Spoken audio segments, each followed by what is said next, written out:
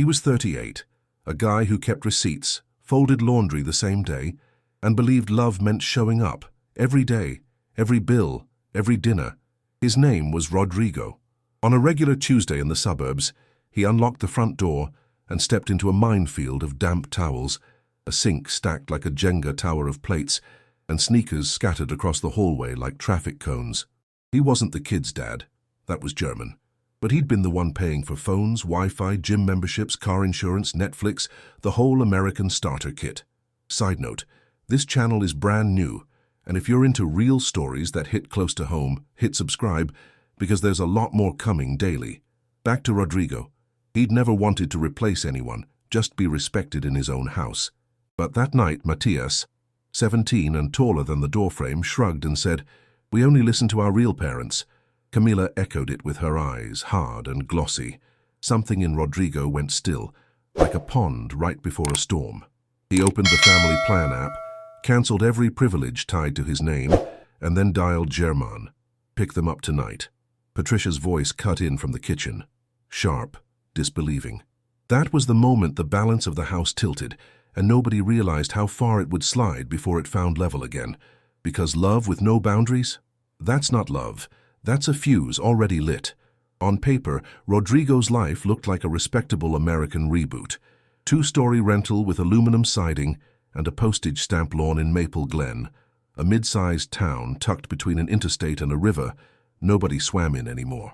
He drove a used Tacoma that smelled faintly of cedar from hardware store runs, clocked his hours as a site supervisor for a construction company that specialized in remodels, kitchens with white shaker cabinets and quartz counters that made homeowners feel like they were finally living inside a magazine.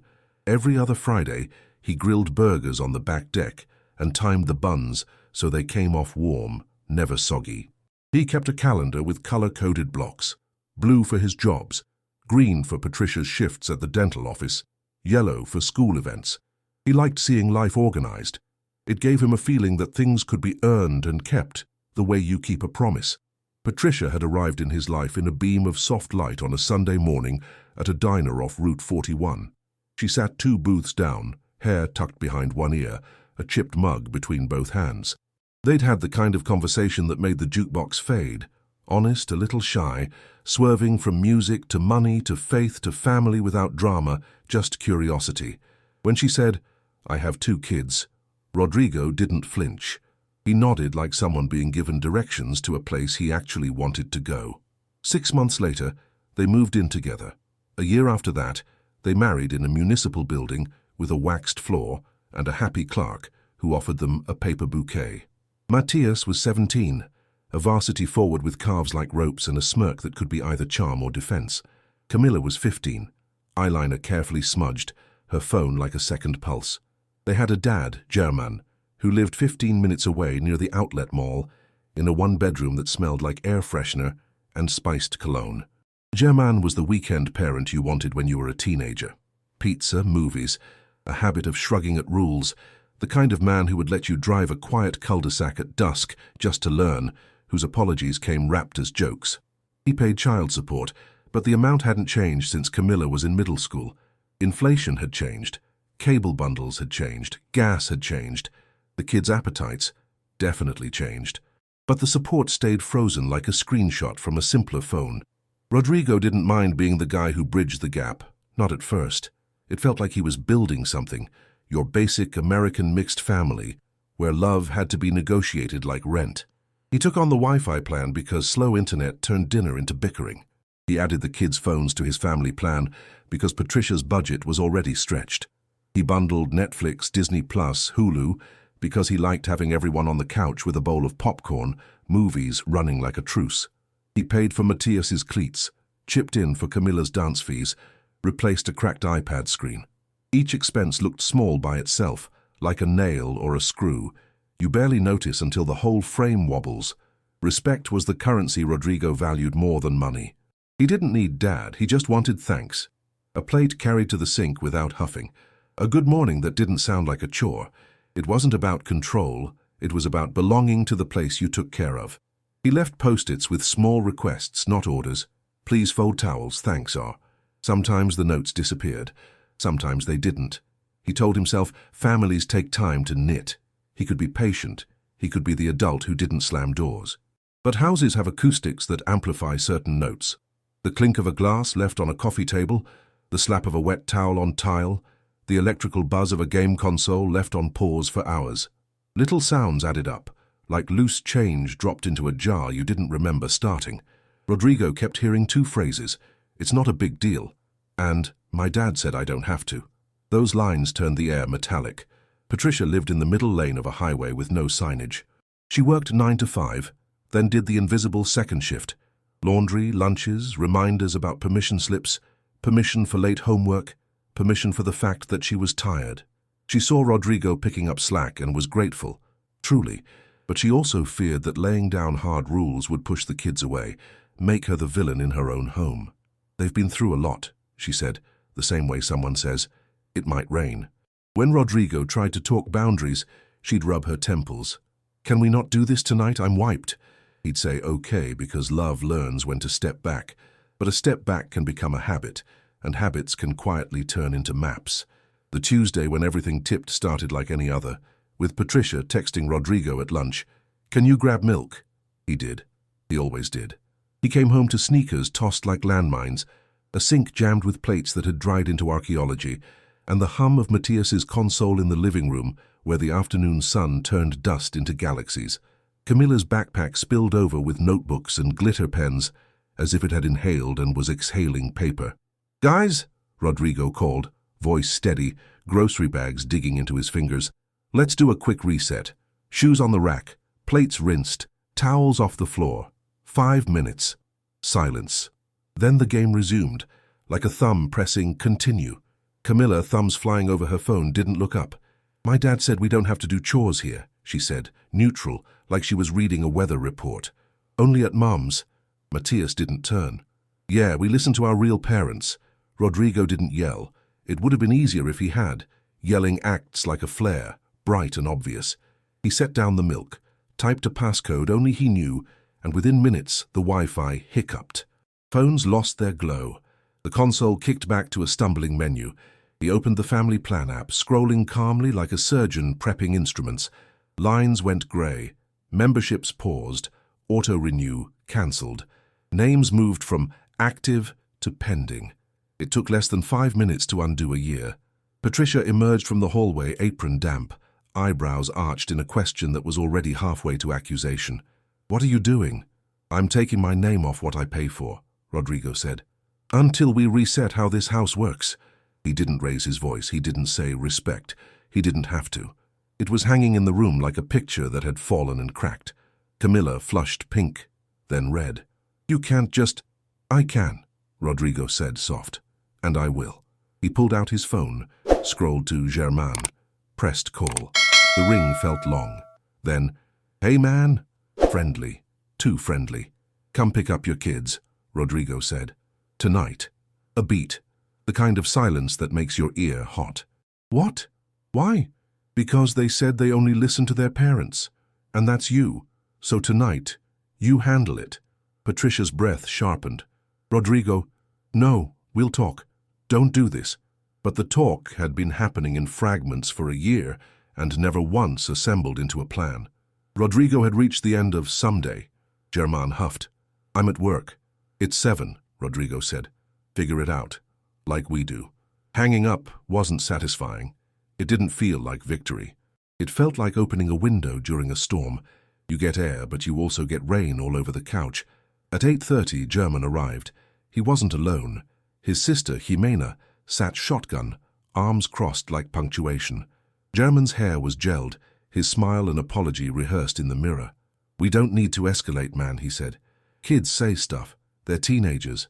Rodrigo stood in the doorway, one hand on the frame, not blocking, not inviting. They made it clear. "You want to be the fun dad," he gestured. "Be the full dad." Patricia slipped between them, palms out.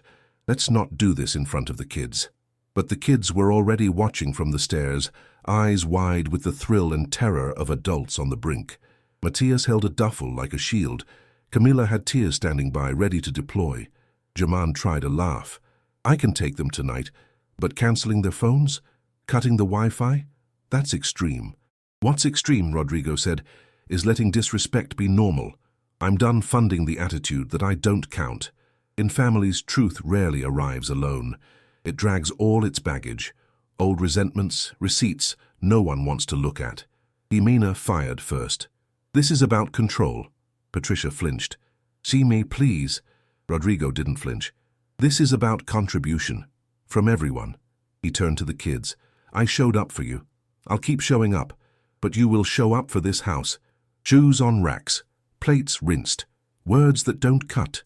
Matthias muttered, whatever. But the mutter sounded smaller without the console's hum backing it. They left. The house snapped into quiet. The heavy, ringing kind. Patricia and Rodrigo stood in the kitchen, a gulf between them that had been a hairline crack that morning and was now a visible fault. She leaned on the counter, both hands flat. You blindsided me. I warned you, he said, and hated how defensive it sounded. She closed her eyes. They're my kids, I need to protect them. Protect them from what? Accountability? The night ended with separate beds in the same house, the saddest kind of distance. Outside, a siren threaded the dark and faded. Inside, the milk sweated on the counter, forgotten. At 2 a.m., Rodrigo woke to the sound of rain starting. Soft at first, then committed, like a confession. He went downstairs, moved the milk to the fridge, stacked the plates so the load looked less bleak. He stared at the dark window, where his reflection hovered. A man who built cabinets straight and true and somehow couldn't keep the lines of his family from warping. He didn't see himself as a hero. He saw a guy who'd finally said a hard thing in a house that lived on soft ones. There would be fallout. There always is. But every remodel starts with demolition. The next morning would bring texts, long ones, opinions from people who hadn't washed a single plate here. Whispered judgments at a soccer sideline. It would bring German's offer to talk this out over wings, as if every conflict could be drowned in ranch. It would bring Patricia's mother calling to say, honey, men like that don't change, and Rodrigo's co-worker Dan slapping his shoulder at lunch with, bro, you went nuclear. It would also bring something else, quiet but undeniable, the chance to set rules that didn't wobble, to name what was expected, to ask finally for partnership instead of permission. And as the sun lifted over Maple Glen, drying the streets into pale ribbons, Rodrigo took a breath he hadn't allowed himself in months, and whispered to the empty kitchen, we start today. But the day had its own plans, starting with a knock at 8:17 a.m. 3 slow raps, deliberate. When Rodrigo opened the door, he found more than just German on the stoop. There was a folded letter in Patricia's hand, a counselor's card tucked inside, and a question in her eyes that could either mend the crack or split the house clean in two. Maple Glen didn't look like a place where families fell apart. It looked like a place where people edged their lawns with scissors and waved from their driveways on Saturdays, a town that smelled like cut grass, coffee, and a hint of river mud on humid days. The high school stadium lights cut the sky into neat squares every Friday night in fall, and the 4th of July parade was small enough that the mayor's golf cart felt like a celebrity float. On weekday mornings, minivans streamed past the grocery store like a school of fish. Rodrigo felt the town in his bones, the way the post office clerk remembered his P.O. box number, the way the hardware store guy set aside a box of 3-inch deck screws because he knew Rodrigo's crew was framing porches this month. He loved places where people noticed. That's what he wanted at home, to be noticed. Not for the money he put down, but for the way he tried. He had a history with houses. Back in Houston, where he'd first worked construction as a teenager, he learned to read studs like lines on a palm. A good wall wasn't just straight, it was forgiving. Wood moved. Weather shifted it. You planned for expansion or your seams cracked. He carried that lesson into everything. He listened more than he spoke, made repairs before people complained, and took pride in leaving a room better than he found it. He was the kind of man who returned shopping carts to the corral without thinking about it. Not saintly, just steady. Patricia had steadiness too, but hers was quiet, wound inside her. She was the second of 4 sisters, the one who ended arguments by handing you a glass of water and saying, drink. She worked front desk at a dental clinic, where the radio toggled between top 40 and oldies, where she learned to decode fear in the way people held their jaw. She knew exactly how to step between chaos and calm. What she didn't know, what What she'd never learned growing up in a house where conflict meant slammed doors was how to hold a boundary without apologizing for it. When her marriage to Germain ended, she built a life with routines: school drop-offs, dance practice, soccer games, a rotation of pasta and salad nights. Rodrigo entered that rotation and lit up corners she'd let go dim. Saturday hikes, a once-a-month date that wasn't just takeout, a way of laughing that made stress feel like an uninvited guest who eventually got the hint. Germain was charm at first glance, a man who could talk a parking ticket into a warning with a grin. He drove Lyft on weekends, worked sales at a warehouse club during the week, and wore cologne like an argument you couldn't quite refute. To Matthias and Camilla, he was the soft landing. He called them kiddo and champ, and his texts were a mix of memes and proud of you, which counted, of course it counted, but he also deferred anything hard. Grades would bounce back, chores were a mom thing, rules were not a hill to die on. He wasn't cruel. He was permissive, and permissiveness, when paired with guilt about living in a one-bedroom, curdled into a compulsion to say yes. Matthias lived in that yes like it was oxygen. He was a good kid in a teenage way, loyal to friends, sometimes reckless, often hungry. Soccer was his language. He tracked his steps on a watch Rodrigo had bought him, and his calves had geography. But in the classroom, he coasted on charm and late assignments, a strategy that worked until calculus stared him down like a cop with a radar gun. He loved his dad's easy laugh and the way his mom always came through in emergencies. He appreciated Rodrigo's rides to games and the time Rodrigo fixed a busted cleat with contact cement and patience. But appreciation is not gratitude, and it's definitely not respect when you're 17 and the world tells you adult is a score you can hack without reading the rule book. Camilla was sharper, artsy, with a sketchbook that bloomed faces and hands and eyes that saw too much. She had a black hoodie she wore like armor, and headphones that fed her a diet of Billie Eilish and R&B hooks. If you asked how she was, she'd say fine, then draw you a picture of a girl floating in a pool at midnight, and you'd understand more than words aloud. She loved her mum fiercely, loved her dad protectively, and filed Rodrigo under tries too hard, a category she distrusted. She had a streak of justice that made her cut friends deep when she sensed hypocrisy. She could be unfair, but never casual. If she hurt you, it was with intention, a scalpel, not a slap. Their maternal grandmother, Lydia, lived across town in a townhouse that smelled like cinnamon and always had a candle burning even when the air conditioner fought it. Lydia distrusted second husbands on principle. Men don't raise other men's kids, she'd said once, not unkindly, just as if she was stating gravity. She brought empanadas on Sundays and advice on Mondays, and her group chat with her sisters might as well have been a municipal council. Decisions got debated there before they landed in anyone's living room. On Rodrigo's side was Dan, the co-worker who had 2 ex-wives and a boat. Dan gave advice like a man tossing life jackets and hoping something floats. Kids want boundaries, he'd say. They just don't know it. Be the wall. Dan was at ease with conflict because conflict exhausted him less than silence. Rodrigo wasn't yet at ease with either. And then there was Ms. Avery, the school counselor whose card found its way into Patricia's hand. A woman in her late 40s with grey at her temples, and a voice like the part of a song that makes you breathe differently. She believed in restorative circles, check-ins and consequences that taught, not punished. She was allergic to the word punishment, unless it came with the phrase, "And what did we learn?" She'd seen blended families burn through 3 years of goodwill in 3 weeks, and knew that the only way back was through a narrow door labeled specific and boring rules. She liked boring. Boring worked. After the late-night storm and the quiet morning, Patricia stood at the threshold of the kitchen with Ms. Avery's business card held like a key. "I think we need help," she said, voice small, not fragile. Rodrigo looked at the card and felt simply relieved. Someone with a map. He nodded. "Let's use it." 2 hours later, he was at work, measuring a cut for crown molding in a house that echoed when you spoke.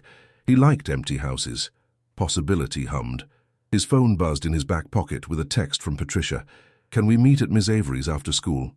A pause, then another text. "I told Germain too." The second text landed like a coin on a deck. Heads or tails, they'd find out.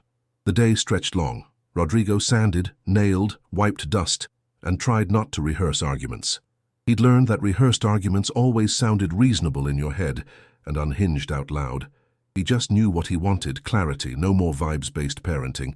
At 3:30, he pulled into the high school parking lot, where students spilled out in clusters, each friend group a small planet with its own gravity. Camilla spotted him, paused, then walked over with her chin high, as if daring him to flinch.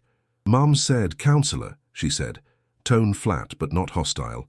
Okay, he said. Matthias arrived bouncing a ball off the curb with a controlled rhythm, more nerves than swagger. "Is this like therapy?" he asked, faking a yawn. "It's like a meeting," Rodrigo said, "with rules." German's sedan pulled up right then, music thumping, his sunglasses a shade too dark for the cloudy afternoon. He hugged both kids, quick, efficient, performative, and clapped Rodrigo on the shoulder like they were about to hit 9 holes. "Let's do it," he said with a grin that didn't quite reach his eyes. Miss Avery's office had muted walls and a bowl of peppermint candies nobody ever finished. A poster read, "Clear is kind, unclear is unkind." She greeted them like they were equals and sat them in a circle, not across a desk. "Thanks for coming," she said. "Families are brave when they ask for a reset." German leaned back like the chair owed him support. "We're just having a rough week." Ms. Avery nodded. "That's normal. Today isn't about blame, it's about structure. I'm going to ask questions and write down answers. If you want to be heard, you'll get a turn." She turned to Rodrigo first. "What's your goal for this home?" "Respect," he said, plain, "and shared work. I don't want to be the guy paying for everything and being told I don't count." She wrote, "Respect plus shared work," in neat caps. Then to Patricia, "Your goal?" "Safety," she said, "for the kids to feel loved, and for us to be a team." Ms. Avery wrote, "Safety plus team." German shrugged, sensitive to the optics of sincerity. "I want them happy," he said. "No drama, good grades, sports, regular kid stuff." She wrote, "Happiness plus consistency." Matthias said, "To not get nagged and still have a life." But he glanced at Rodrigo and added, quieter, "And not to feel like I'm always messing up." Camilla twisted a rubber band around her wrist, then said, "To not feel like I'm choosing sides every day." Ms. Avery drew a quick sketch, a house with 4 names under one roof. "Here's what's real," she said. "In this state, child support is supposed to reflect current cost of living and kids' needs as they grow." German shifted. "In this family, adults need to align on expectations and consequences so kids don't play messenger. And in this home, everyone contributes. Because families are ecosystems, not hotels." She proposed a simple framework and wrote it on a whiteboard like a menu. House rules. 1. Respectful speech. No insults, no eye rolls that are basically insults. 2. Shared chores posted chart. No Wi-Fi until complete. 3. Privileges are earned weekly. Phone data beyond basic, gym, rides, subscriptions. 4. Family dinner twice a week. No phones. 5. Gratitude expressed. One thing each person thanks another for, weekly out loud. 6. Conflict goes to adults, not across houses. 7. Financials recalibrated quarterly, adults only. It was boring. Thank God. Boring meant doable. "Consequences?" Matthias asked, wary. "Logical, not punitive," Miss Avery said. "No chores, no Wi-Fi. Disrespect, apology, plus make good. Missed curfew, earlier curfew next weekend. Grade slip, tutoring time before screen time. You'll hate it. And it will work." Camilla stared at the list, like it carried a hex. "And if Dad says different at his place?" "We're not writing rules for 2 houses," Miss Avery said.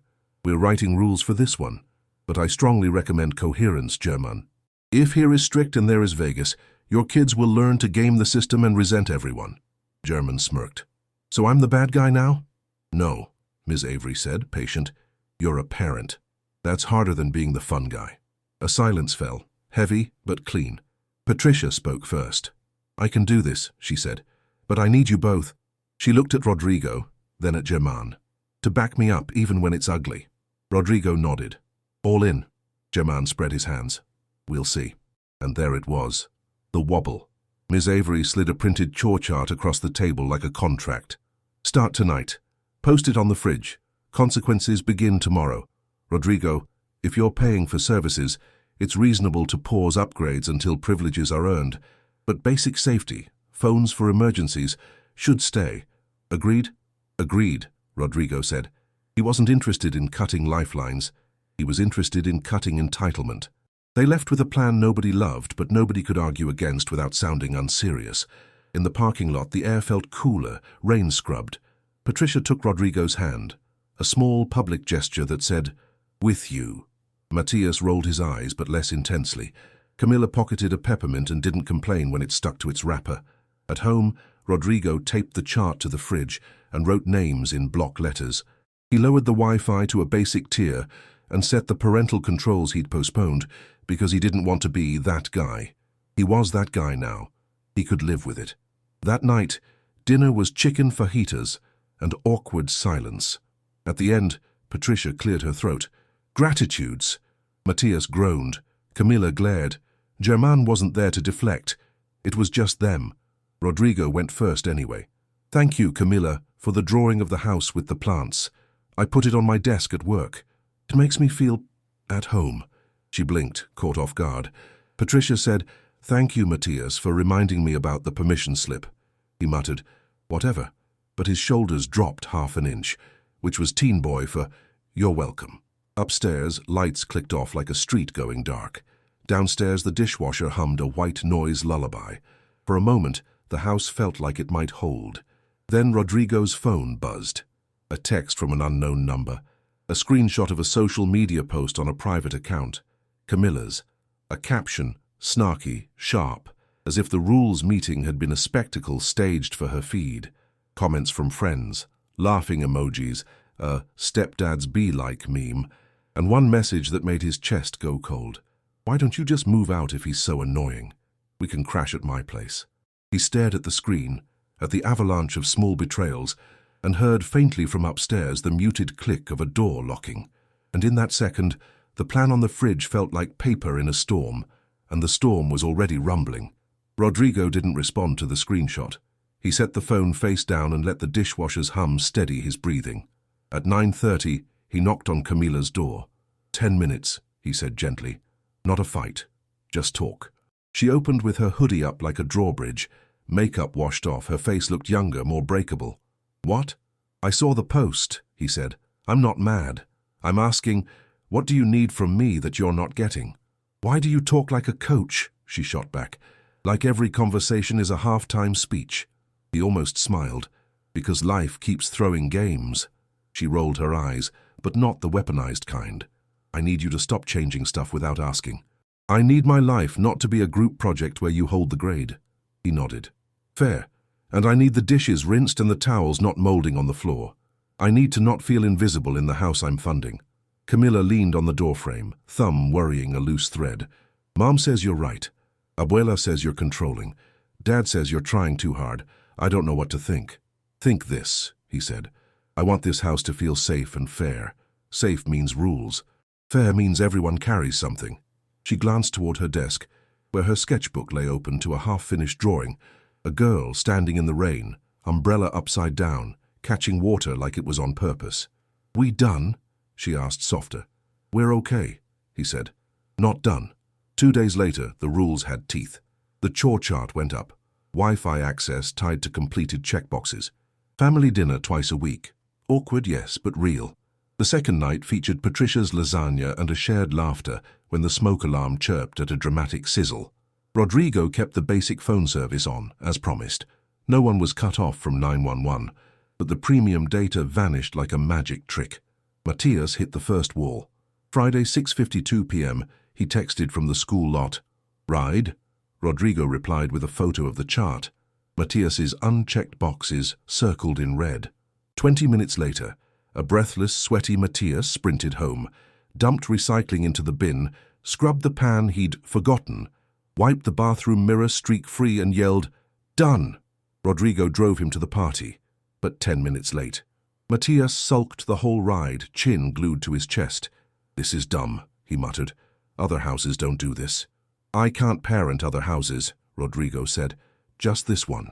At 11:40 p.m., Matias stumbled back in, energy loud, voice louder. Curfew was midnight. He slammed a cabinet for a glass of water, woke the house. Camilla hissed through her door, "Shut up!" Patricia stood at the top of the stairs in her robe, caught between scolding and collapsing. Rodrigo checked the time and said, 11:58, good. Next weekend stays midnight. Matthias took that as an attack. You're counting seconds now. I'm counting habits, Rodrigo said, and you're still on time. The second wall came from somewhere nobody expected. The bank. On Monday morning, an email arrived with the subject, Notice of Past Due Family Plan Services. Rodrigo had cancelled upgrades, not the base plan.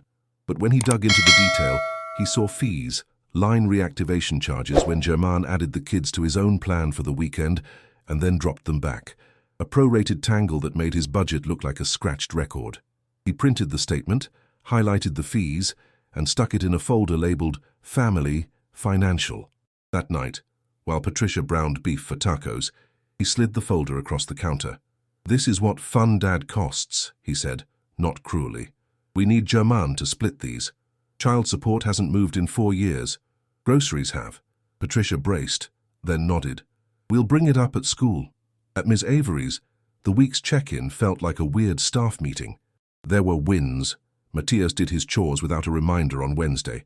Camilla ate dinner with her headphones off, and there were opportunities, Ms. Avery's gentle word for friction. Rodrigo laid out the phone statement like evidence. Germain winced theatrically. You nickel and diming me? I'm showing the nickels and dimes, Rodrigo said. They add up to 20s.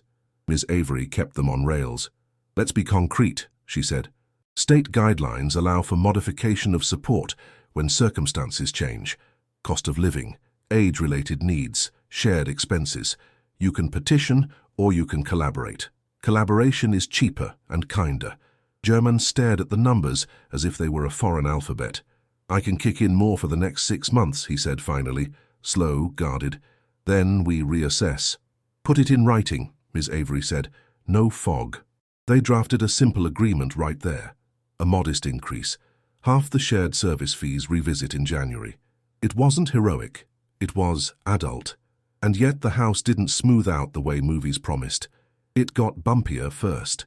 The kids tried every angle. Negotiation, delay, performative incompetence. Camilla declared the chore chart an artless tyrant and began decorating it with vines and doodles that grew more intricate every day. Matthias forgot to sign up for a tutoring slot until Rodrigo stood in the kitchen with his laptop and said, I'll wait. He signed. The blow-up came midweek, courtesy of a photo on Stories. Matthias, shirt off, flexing with a red Solo cup, a caption that said, No dads allowed. Rodrigo wasn't a narc. He wasn't going to lecture a 17-year-old for a staged cup with who knows what inside. But the attitude was gasoline on a warm engine. He waited until morning to bring it up, neutral as a weather app. That post, what message are you trying to send? Matthias shrugged. It's a joke. People don't know it's a joke. They do. Colleges don't. That cut. Matthias blinked. It's gone, he said. He pulled out his phone, fingers moving. He didn't look up. I deleted it. Good, Rodrigo said. And we're doing a screen clean this weekend. You, me, privacy settings. Bring your passwords. Why do you have to make everything a workshop? Matthias snapped. But his shoulders loosened into acceptance. He knew he'd pushed it. He wasn't dumb. He was 17. Meanwhile, Patricia worked the invisible angles. Dinners that happened even when she wanted to crawl into bed, texts to Camilla midday. How's your art piece? And a steady refusal to triangulate. When Camilla griped, Rodrigo's being extra, Patricia said, Tell him that, not me. When Germain tried to slip in a joke, Come on, let them live, Patricia replied. Let them grow. It was a shift so subtle even she didn't feel it at first. She had always wanted to be the cushion. Now she was learning to be the frame. Ms. Avery suggested a Sunday Rules Summit, a quick family meeting with sticky notes. Write down what's working, what's not. New week, clean slate, she said. The first summit was rocky. Camilla wrote, Family dinner, mid. Less lasagna, more tacos. Matthias wrote, Tutoring cuts into gym time. Can we shift it earlier? Patricia wrote, No more whisper fighting in the kitchen. Rodrigo wrote, Laundry baskets don't have invisibility cloaks. They set small tweaks. Tacos on Tuesdays and Thursdays. Tutoring at 3:30, gym at 5. No whisper fights, period. And the kicker, gratitudes got less cringe when they were specific and funny. Thank you, Matthias, for not eating directly from the pot. Thank you, Camilla, for returning the tape measure that was missing since April. But progress is never a straight line. It's one of those staircases in old houses where the risers are uneven. Thursday brought a school call. Camilla had skipped one period to sit in the art room and finish a portfolio piece. Ms. Avery didn't scold. She asked questions. What were you avoiding? Camilla admitted it. A math quiz she felt unprepared for. Rodrigo didn't unleash a lecture. He sat with her at the dining table that night, pencil in hand, and turned word problems into little stories. If Rodrigo needs 5 boards cut at 32 inches, she snorted but finished the set. Then, the outside world weighed in again. On Saturday, Lydia came by with cinnamon rolls and unsolicited wisdom. In the living room, she perched on the edge of the couch like a judge's bench. "You're making the house sad," she told Rodrigo, the way someone points out a stain. "Kids should be kids. Kids should be contributors," Rodrigo said, carefully polite. "I'm not running a resort." "And you're not their father," Lydia returned, soft but slicing. Patricia put a hand on her mum's knee. "Mama," Lydia sighed dramatically, "I say what I see." Rodrigo swallowed the retort he wanted. "You see what you want." He offered coffee instead. Hospitality as counter-argument. After Lydia left, Patricia wrapped him in a long, wordless hug in the kitchen. "Thank you for not taking that bait," she whispered into his shirt. He kissed the top of her head. "Thank you for being on the same team." The weekend screen clean with Matthias, promised and dreaded, happened at the dining table on Sunday afternoon. They went through apps, toggled privacy, pruned followers he didn't actually know. Matthias rolled his eyes a lot, but also asked quietly, "How did you mess up at my age?" Rodrigo laughed. "I let a friend borrow my truck. He crashed it into a mailbox. I had to knock on a stranger's door and pay for the mailbox with cash I didn't have. My mum made me bake pies with our neighbor to work it off. Worst Saturday of my life. Best lesson." Matthias grinned despite himself. "You baked pies? Cherry. Terrible crust. Legendary humility." By evening, there was a new shape to the house. Not peace exactly. Truce. The Wi-Fi hadn't melted anyone's brain. The chore chart had check marks. The lasagna was officially retired for a month. Patricia and Rodrigo watched a show on the couch like people who chose each other, not just defaulted there. At 9:12 p.m., German texted the group thread, newly created by Miss Avery so messages had receipts. "Kids are asking to come here this week. Said it's too strict over there. I can take them for a bit." Rodrigo stared at the bubbles, then at Patricia. She exhaled slowly. "If they bounce, we lose all the consistency," she said. "We start from zero," he typed. "They're welcome for dinner any night, but the rules stay the rules." German's reply came back quick, a little hot. "You're not their dad." Rodrigo typed, deleted, typed again, then settled on, "I'm their parent at this address. You're their parent at yours. We agreed on coherence." Silence. Then, 10 minutes later, another text pinged. From Matthias, not German. "I'll be home after practice. Do we have tacos?" Patricia smiled. "Yes," she typed. Camilla added a heart. Rodrigo added a thumbs up, then impulsively a pie emoji. Matthias replied with 3 cry laughs. "Cherry. Legendary," Rodrigo wrote. He went to bed thinking maybe, just maybe, they were tilting towards something livable. At 1:24 a.m. the house disagreed. A motion alert pinged from the porch camera. Rodrigo, half asleep, opened the app and saw a shape in the grainy black and white. German, alone, setting a bag down on the mat, then another, and texting furiously. He wasn't ringing the bell. He wasn't leaving. He was waiting. The chat buzzed again. "Kids coming to mine," German wrote in the thread. "Long term. This is toxic. I'll pick them up in the morning." Patricia sat up, heart in her throat. "He's not taking them like this," she said, voice steady in a brand new way. Rodrigo swung his legs out of bed. "Then we stop him, with rules, and daylight." From the stairs, a hinge creaked. Someone else was awake, listening. The house held its breath. Every lesson they'd built pressed between 2 choices: cave to chaos, or call the bluff and make a plan that could survive a storm. First, work. Rodrigo's crew picked up a remodel in a 1920s craftsman near the river, original oak floors, crown molding fat as frosting, and a staircase that sang when you stepped wrong. Old houses tell the truth if you listen. On Tuesday, Dan, smelling like sawdust and gasoline, leaned his hip against a sawhorse.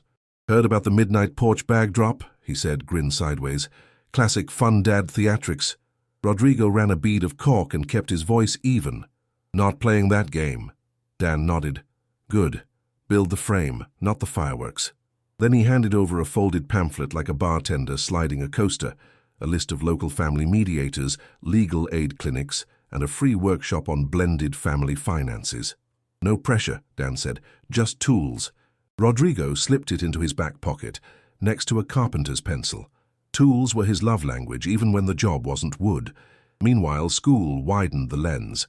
Matias's coach, Alvarez, called a parent meeting in the smell of cut grass and Gatorade. Scouts will be at the county semi-final, he said.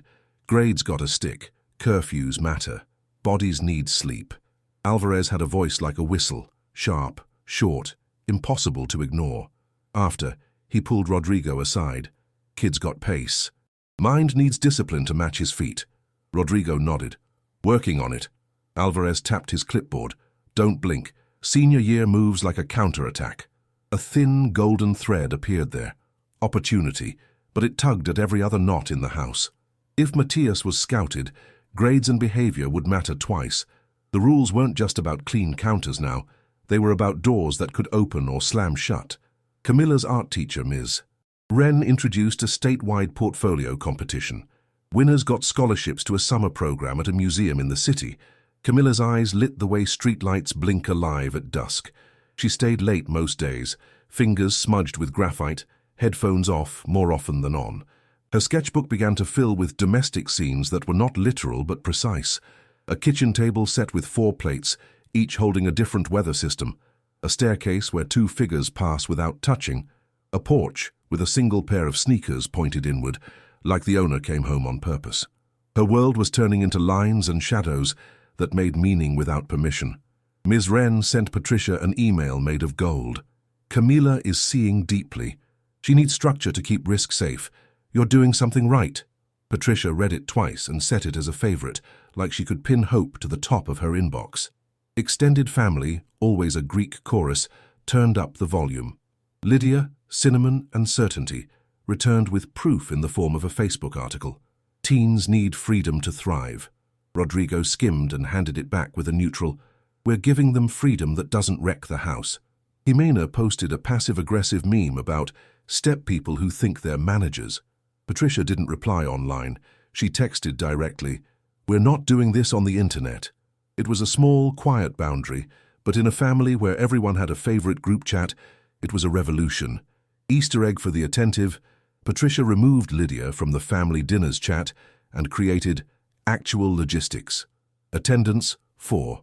Money had its own subplot, as it always does. The informal agreement, Ms. Avery typed up started working like WD-40. Squeaks didn't vanish, but the door moved. Germain sent the first increased transfer with a note that said, "For the kids." Rodrigo replied, "Appreciated. For the house." They were not friends, but they were inching toward common nouns. Then the water bill spiked. Someone was taking showers like they were starring in an indie sad movie. Patricia printed the bill and taped it next to the chore chart with a sticky note, 5-minute showers Gagar's planet, thanks you. Camilla drew a cartoon of the Earth giving a thumbs up. Humor was sneaking in through the cracks and making little repairs.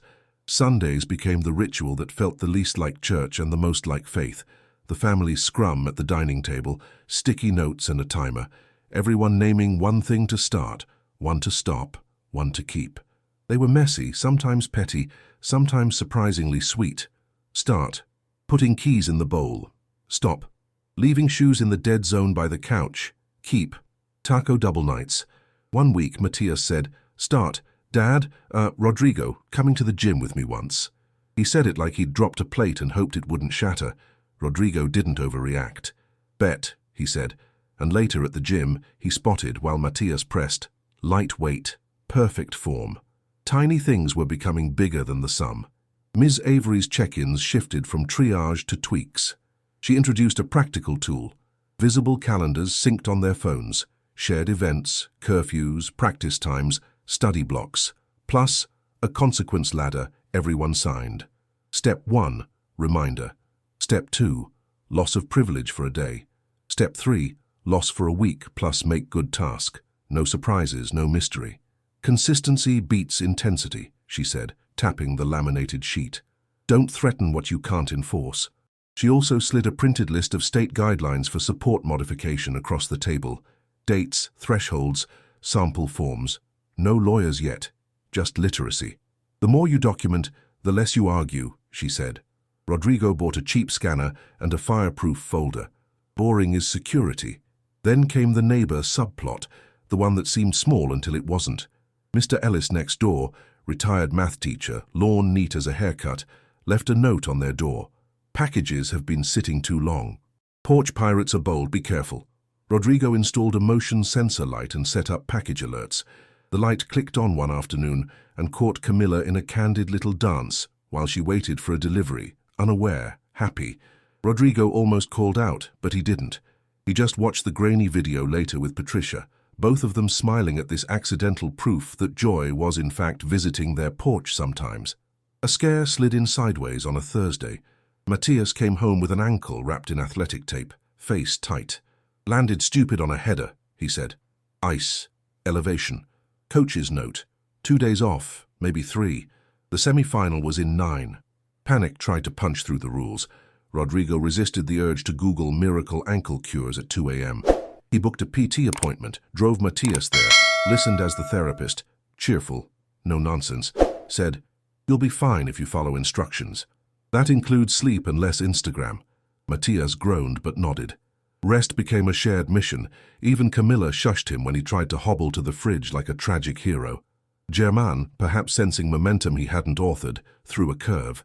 He texted Patricia privately, "Kids say you're turning them against me." Old reflexes tugged, defend, smooth, reassure. Instead, Patricia screenshot the message and dropped it in the shared thread. "Let's keep all parenting convos here," she wrote. Transparency. It was the textual equivalent of turning on the kitchen light. Roaches of triangulation disappeared. Germain, caught, sent back a thumbs-up emoji, and then, a day later, a long, slightly defensive paragraph about feeling excluded. Ms. Avery suggested a short, neutral response. "We want you included. Here are the house rules again, so we're aligned." Patricia sent it. Coherence isn't sexy, but it's strong. There were lighter beats that made the story human enough to keep watching. The pie thing turned into a running joke. Rodrigo and Matthias picked a Saturday to actually bake one. The crust was a disaster. The filling was good. The photo they posted, faces dusted with flour, pie lopsided, caption, "Legendary humility, F-Teen cherry," got more likes than any polished soccer shot. Camilla added a small penciled cherry tattoo to a character in her sketchbook, a private nod to the family's weird new law. At dinner, someone started a high-low weird round. Say one good thing, one bad thing, one weird thing from your day. Weird became the star category. A squirrel yelled at me. Ms. Wren has a cactus named Gary. Coach Alvarez smiles when he's mad. It's terrifying. Then the subplot that wasn't cute. A call from the front office. Camilla had been in a bathroom when 2 girls were vaping. She wasn't vaping. She was sketching, headphones on, oblivious. But the dean didn't care about oblivious. Rodrigo left a job site, sawdust still in his hair, and sat in a small beige room while Camilla explained she hadn't noticed the haze. He stayed quiet until the dean finished the lecture, then asked calmly for the policy in writing. "We'll accept the detention," he said, "and we want clarity on bathroom supervision procedures." The dean blinked. Most parents yelled. This one documented. Camilla said nothing in the car.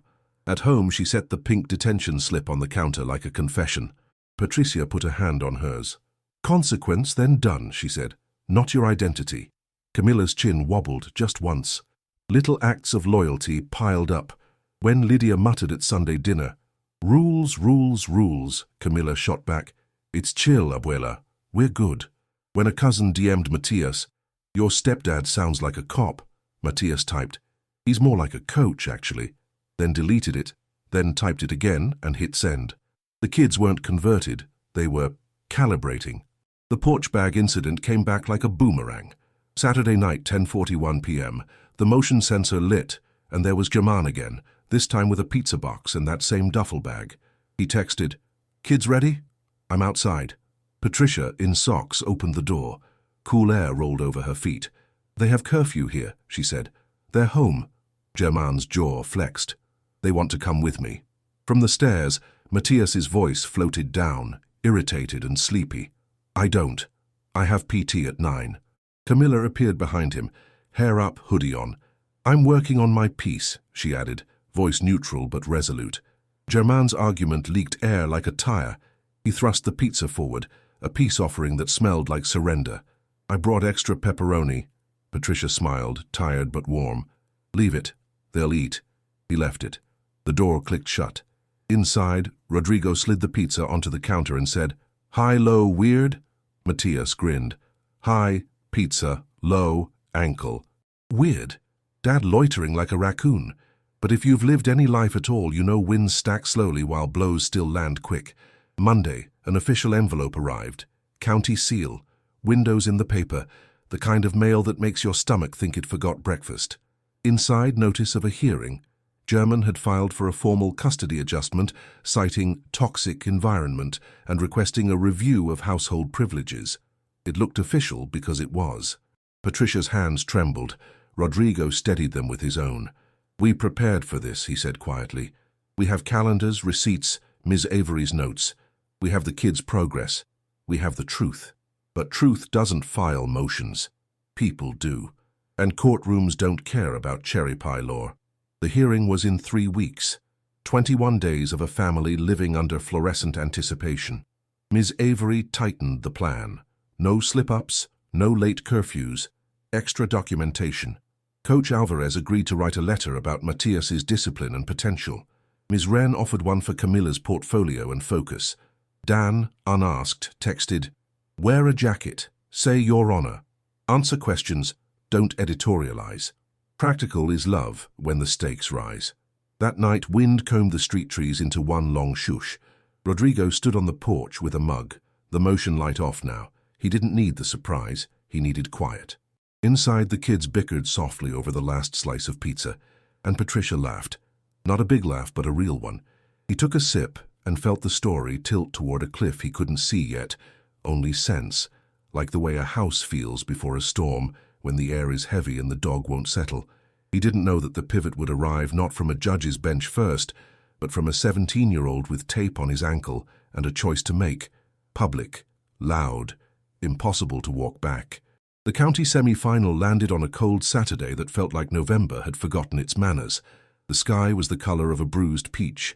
The wind kept changing its mind, and the aluminum bleachers turned every parent into a shivering metronome. Coach Alvarez had taped Matthias's ankle with the same reverence he gave a game ball, then looked him dead in the eye. You're cleared if you listen to your body. You don't try to be a hero. You try to be a pro. Germain showed up in a bomber jacket and brand new cap, the kind of outfit that photographs well. Lydia wore a scarf like a verdict. Patricia had a thermos of cocoa that steamed even with the lid on. Rodrigo took the same seat he always did, 3rd row, left of midfield, where he could track the whole pitch and still read his own heartbeat. He didn't bring a sign. He didn't need one. He brought presence. Sometimes that's heavier. The scouts were real. Clipboards, neutral faces, sunglasses, even though the sun was more rumor than light. Alvarez kept the warm-ups short. When he called starters, the boys knocked shins and muttered prayers they wouldn't repeat in class. Matthias rolled his shoulders. The tape held. The whistle split the air. The match was on. From the first touch, it was obvious. This game would be a trench. The opponents pressed high and hit cheekbone hard. Alvarez's boys countered with discipline, not flair. Matthias, usually all speed and swagger, played like a metronome. Smart runs, clean passes, no nonsense. Every time he planted, Rodrigo felt it in his own ankle like empathy had muscles. Patricia clutched the thermos as if heat could travel through steel and solve things. At 23 minutes, a long ball arced like a coin tossed into a fountain and landed at Matthias's feet. He had a lane. He could have gone for highlight. Instead, he squared it across to a sophomore with more courage than sense. Tap in, goal, the crowd, and exhale. Alvarez didn't smile. He nodded once. Pro, not hero. Halftime. 1-0. The boys hunched around Alvarez while the marching band tried to tune flutes against the wind. In the stands, families oscillated between hope and superstition. German floated from cluster to cluster, trading jokes and "that's my boy" with anyone who'd listen. Lydia said to nobody in particular, "Matthias runs like his father." Patricia heard it, didn't flinch. Rodrigo heard it, didn't argue. He blew into his hands once, like a man snuffing a candle and lighting it again. Second half started like a dare. The other team adjusted. They funneled Matias into traffic, dared his ankle to speak up. It did. He winced on a cut, then kept moving like pain and pride had signed a truce. At 67 minutes, he was clipped from behind. Whistle, free kick. The ref gave the universal cool-it hand wave. Alvarez barked assignments. Matias limped to the spot, then stepped away and pointed to a teammate. Delegation. The kick curled, kissed the crossbar, ricocheted out.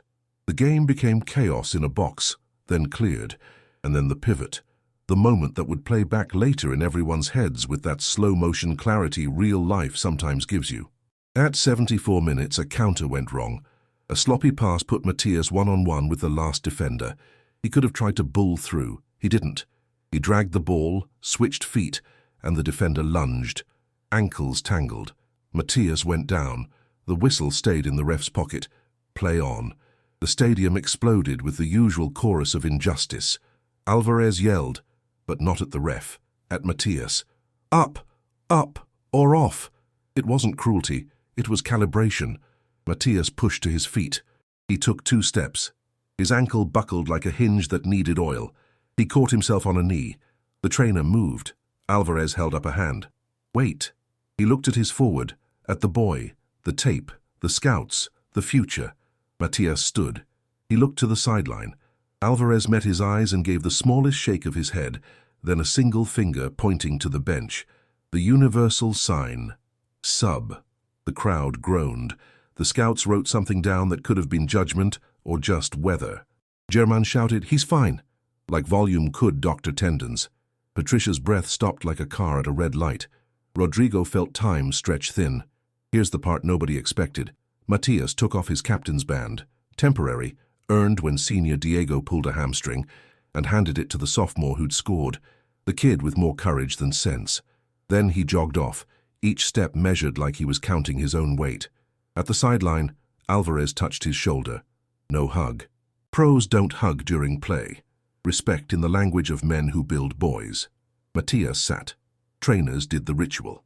Ice, compression, nods. He glanced up into the stands. He could have looked at anyone. His dad, who waved like a man signaling a plane.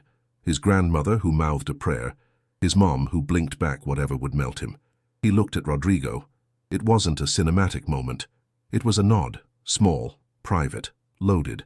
Then he lifted his chin and, without being asked, began shouting shape instructions to his teammates like a field general who learned the map so well he could command it from the edge. Back post, track 7, switch. He became voice when he couldn't be feet. Scouts wrote more. Final whistle, 2-0. Alvarez's handshake with the other coach had that stiff politeness of men who will judge each other forever. The boys dogpiled with restraint. Nobody wanted to break an ankle that wasn't already on ice. The PA sputtered congratulations. The crowd diluted, heads down against the wind. And there, on the chalky sideline, Matias made the turning point official. Senior night had been postponed due to rain. Alvarez improvised a mini version. He lined the team up, called the captains, and handed out 2 game balls. One to the sophomore who'd scored, one to Matias. For playing the smartest game of your life, he said into the wind, and for knowing when to get off the field so you could stay on it next week. The boys hooted. German whooped. Lydia clapped like she'd just seen a saint bless a tortilla. Then Alvarez did something else. He waved the parents down. Captains' families step up. The sophomore's mom took pictures, crying in that embarrassed way people cry when happiness sneaks up. Matias looked between Patricia, German, and Rodrigo. He made a choice that would echo. He called Mom, and Patricia stepped forward, eyes shiny, smile working hard to behave. He said, "Coach told us to bring the people who push us." He looked at German. "Dad, come." German puffed, victorious. Then Matias turned to Rodrigo, swallowed, and said it clear enough the front row could hear, low enough it wasn't a performance. "Rodrigo, can you come too?" he added, almost inaudible. "Please." The world hiccuped. Lydia's face froze like a TV buffering.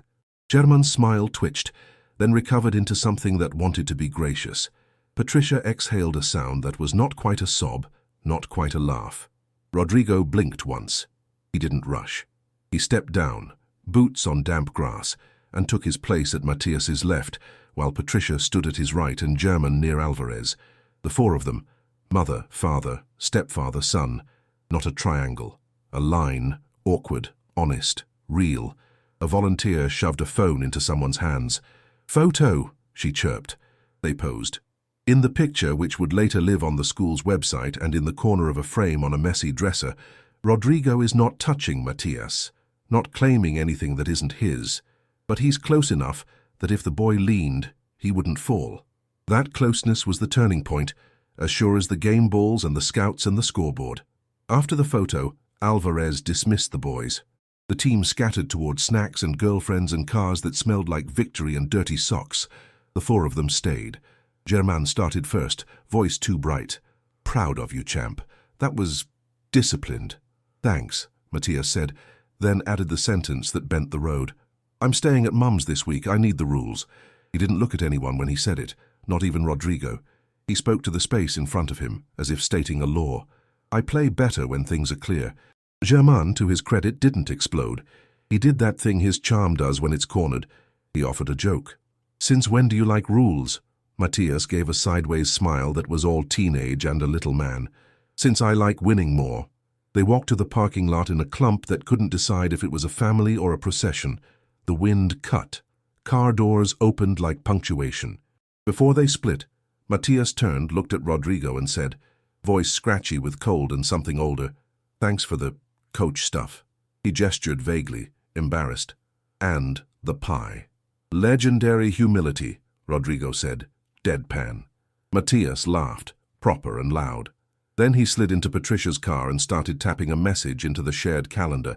PT at 3:30, study block at 5, lights out at 10:30. Pro, not hero. News traveled fast. By the time they hit their street, the group chats were sparking. Photos, commentary, Aunt Jimena's side-eye emoji, Lydia's "we'll discuss." As if family were a meeting, she chaired. On the porch, Mr. Ellis gave a thumbs up from his perfect lawn. Inside, Camilla had set 4 mugs on the counter and arranged marshmallows into a smiley face because she pretended not to be sentimental and absolutely was. She looked at her brother's taped ankle and said, "You were not terrible." Then she tucked a sticky note into his hoodie pocket. Later he'd find it, a tiny sketch of 4 figures on a sideline, the caption in pencil, "Line, not triangle." That night, as the house settled, the county envelope sat on the kitchen island like a dare. The hearing hadn't vanished. Paper doesn't melt for feelings. But the oxygen in the rooms had changed. Patricia sent Ms. Avery a 2-sentence update. He chose rules. He asked Rodrigo up. "Ms." Avery replied with a single word and a period that felt like a hand squeeze. "Solid." Upstairs, Rodrigo paused at the hall light. He could hear Matias on the phone with a teammate, retelling the game with the embellishments boys use when the version you say out loud needs to be a little shinier than the one you lived. He could hear Camilla's pencil whisper. He could hear Patricia in the bathroom, the click of a cabinet, the normal music of a home that had not been peaceful but was suddenly sturdy. He turned off the light and the hallway went soft. In the dark, he let himself hope, not like a kid wishes on a birthday candle, but like a builder checks a level and sees the bubble settle right where it should. He didn't know what the judge would say. He didn't know how Germain would react when the echo of the sideline moment got louder in his head.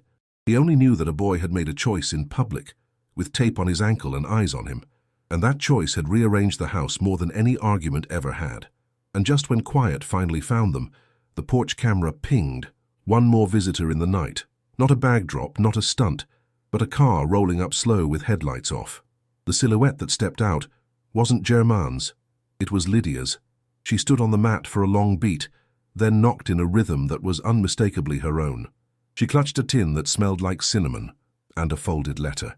Lydia stood on the porch like a queen out of costume, scarf tucked, tin balanced on her palm, nerves showing only in the way her thumb rubbed the lid. When Rodrigo opened the door, cinnamon and apology hit first. She didn't step in. She tilted her chin toward the living room. "May I?" Her voice was the same one that used to announce Sunday dinner, now turned down half a notch. They sat at the table, as if it were neutral ground. Patricia took the seat across from her mother instead of beside her. That small geometry said more than any speech. Matthias slid in with his ankle raised on a chair.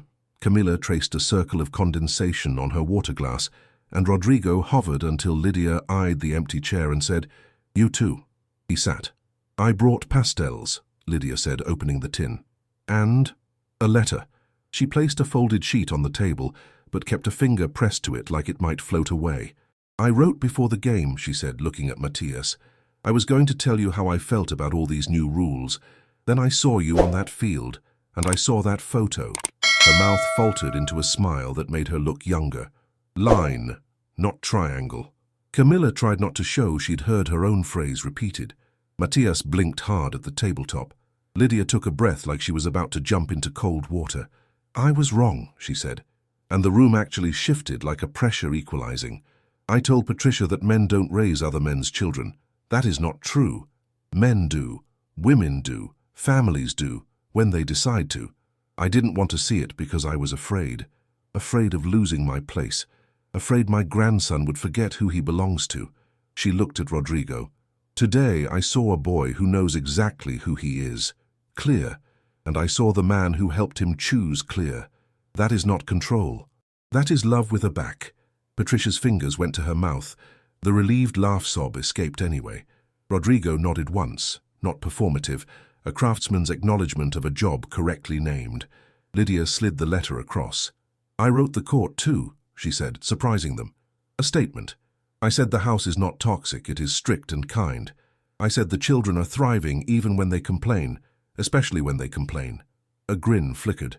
"Complaining has always been our family's second language." Matthias cracked a smile. Camilla let out a tiny, involuntary snort. "And German?" Patricia asked, careful. Lydia's jaw set. "I will speak to him, not around him." Then, softer to Rodrigo, "I will not post about you again, not even memes." "Thank you," he said. Memes are a gateway drug. They ate pastels with too hot tea that turned lips pink. It tasted like childhood, like truce. When Lydia left, she hugged Rodrigo first, brief, surprising, then kissed her daughter's forehead the way she had when Patricia was 12 and trying to outrun a bad day. By morning, the post-game ripples had gone public. The school's Instagram posted the sideline photo with a simple caption, "Leaders lift." Comments poured in. Teammates, parents, kids who barely knew Matthias, but respected the badge. The scout emails came too, one requesting a transcript, one inviting him to a spring clinic if his grades held. Motivation got a face and a timeline. Coach Alvarez texted, "Tape and sleep, no hero workouts this week." Consequences had another flavor, bureaucratic and unavoidable. The court notice required a parenting plan draft and a mediated session before the hearing. Ms. Avery turned into a logistics ninja. She booked them into a low-cost mediation center, printed calendar summaries, and helped Patricia assemble a binder, attendance records, grade reports, counselor notes, budget breakdowns, child support history, copies of the new agreement. Rodrigo bought tab dividers and labeled them like a contractor labeling circuits: school, health, finances, house rules, communication. Boring, methodical, protective. German reacted the way people do when reality nudges a story they've been telling themselves too long. First by doubling down, then by wobbling, then by calling an audible. He arrived at mediation with a legal pad and a righteous sigh, ready to argue that rules are harsh and phones are a human right, and the house feels like boot camp. The mediator, a calm man in a sweater with elbows the same shape as his spectacles, let him run a lap, then gently landed the plane. "We are here to write a plan for the children," he said, pushing copies of the template across the table. "Not for your pride." Patricia spoke first. "Home time needs to be coherent," she said. "Curfews, chores, homework before screen time. We can have different flavors, but the core cannot confuse them." She laid down the laminated consequence ladder Ms. Avery had designed. "This is what we use." Rodrigo added, "Phones with basic service everywhere. Premium data tied to responsibilities. No surprises. If a privilege is removed in one house, it remains removed in the other until the next Sunday reset, so they cannot ping-pong consequences." German bristled, then did that charm pivot to a complaint disguised as a joke. "You two love a system." "It works," Patricia said. You can be the fun dad and still be the responsible dad. They need both. The mediator circled words: coherence, consistency, safety. He asked concrete questions. What is curfew on school nights? On weekends? What are the expected chores? How will missed curfew be handled? What is the social media policy? They answered in practical sentences. School nights, 10:30, weekends, midnight, adjustable for school-sanctioned events. Chores, posted list, rotated weekly. Missed curfew, 30-minute earlier curfew the next weekend, plus a make-good task chosen from a list. Yard work, laundry fold, car clean. Social media, private accounts. No posts with alcohol, drugs, or insults. If a questionable post goes up, it comes down within 10 minutes. Monthly screen clean with an adult present. The mediator wrote as if he was taking dictation from their best selves. At the end, he slid the draft across the table. Sign if you agree, he said, and take this to the court. Judges like plans that sound like parents thought ahead. Germain stared at the paper as if it were a magic trick he wasn't sure he wanted to believe in. He signed anyway, almost grudgingly, like someone lacing up shoes he didn't choose but had to wear if he wanted to enter the game. Outside, in the parking lot, wind pulled at jacket zippers. Germain shoved his hands into his pockets and said to Rodrigo, not quite looking at him, I don't like you. Rodrigo didn't flinch. You don't have to, he said. You just have to like how your kids are doing. Germain smirked, but his shoulders dropped a fraction. They are less chaotic, he admitted. Then, like he couldn't help it, he added, You really bake pies. Desperately, Rodrigo said. Legendary humility. Germain huffed a laugh despite himself. Save me a slice sometime. He started to walk away, then turned back. If the judge asks, I'll say I filed before the game. I did. It's not about the photo. He shrugged. But the photo didn't hurt. Life, of course, did not pause to applaud their mediation. Matthias's ankle ached at odd times. He learned to ice before pain, not after. He started going to bed at 10:20 without reminders because Coach Alvarez's voice lived rent-free in his skull. He and Rodrigo began short tactical video sessions, 15 minutes tops, rewatching clips and pausing on choices. Pro, not hero, Rodrigo would say. Matthias would groan and repeat it, mocking, then absorb it anyway. Camilla buried herself in her portfolio. She filmed time-lapse videos of her drawings. The internet loves watching art appear ex nihilo, and posted them with captions that were confident without being snide. Turned a hallway into a story, she wrote under one. Ms. Wren forwarded her a scholarship application. Camilla printed it and tucked it into the school tab of Patricia's binder as if it were already a family document. Not just hers. Neighbors became a chorus in a different key. Mr. Ellis waved more. The mum 3 doors down dropped a DM to Patricia. Saw the photo, you're doing great, ignore the noise. Even the mail carrier, who saw all their envelopes before they did, said, sotto voce, court season is the worst. Binder is smart, I've seen it. When the world starts whispering support, you notice how loud the old whispers used to be. But there were costs, sharp and real. The grocery bill kept climbing.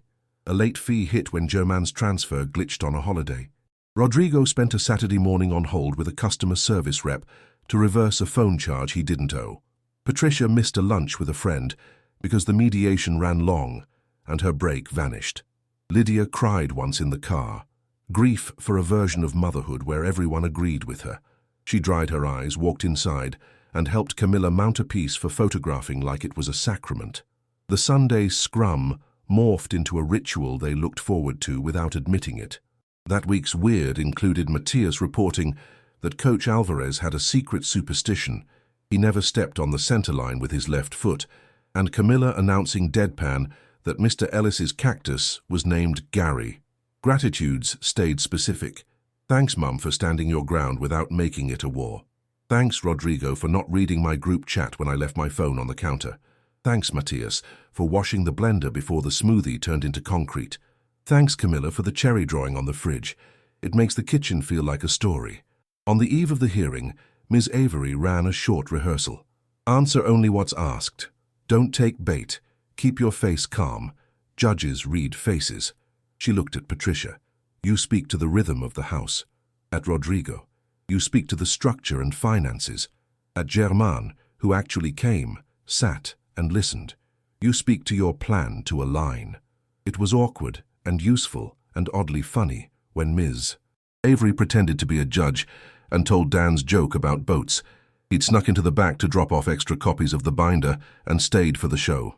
Morning came with the smell of coffee and starch, that particular crispness of clothes that tried to say, "We are serious." The courthouse was colder than it needed to be and beige in a way that made you miss your worst wall paint. They sat on a wooden bench under a no cell phone sign and watched other families do their versions of heartbreak with clipboards and sighs. When their case was called, they stood as one. The judge was younger than they expected and sharper, with an eyebrow that did half her questions. "I like plans," she said without preamble, flipping the binder like a menu she already knew. "Do you have one?" Patricia slid the document forward. The judge skimmed, then tapped the coherence clause with a pen. "Most people think love is vibes," she said. "This is actual parenting." She asked about school. Letters from Coach Alvarez and Ms. Wren spoke before mouths could. She asked about phones. Rodrigo explained the data tiers without sounding like a tyrant. She asked about the porch bag drop. Germain admitted it, then winced and added, "I overreacted." She asked the kids, briefly and privately, if they felt safe and heard. They said yes. The judge returned, set her pen down and delivered a decision that was less Thunderbolt and more good blueprint. "Temporary orders," she said.